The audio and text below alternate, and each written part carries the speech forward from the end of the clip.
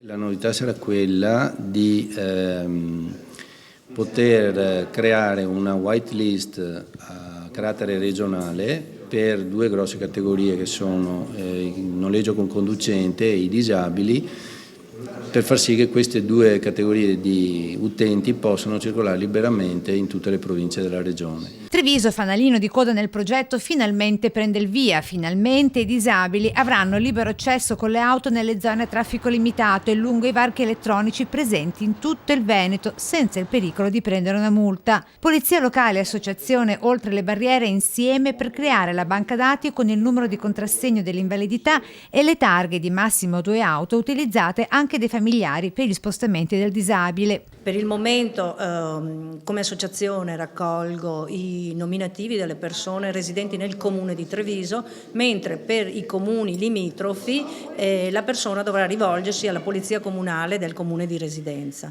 Per entrare a far parte di questa banca dati è necessario chiamare per i soli residenti nel comune di Treviso questo numero. Associazione Oltre le Barriere 333 6319 572 dalle 9 alle 12 e dalle 15 alle 18. Intanto sbloccati i contributi per il costo di adeguamento dell'auto a misura di disabile per il biennio 2011-2013 e pari a 38.000 euro per i 30 residenti nella ULSS 9, altri 22.000 euro e 19.000 euro per rispettivamente i 10 residenti della ULSS 8 e 7. Vogliamo evitare che si crei quella situazione dove le persone devono attendere questo contributo per modificare il mezzo, quindi saremo disponibili a fare un anticipo di cassa, visto anche la cifra, in modo tale che così la prossima annualità le persone che ne hanno diritto dopo che è stata validata la cosa possono ottenere immediatamente il beneficio economico legato al riadattamento del mezzo.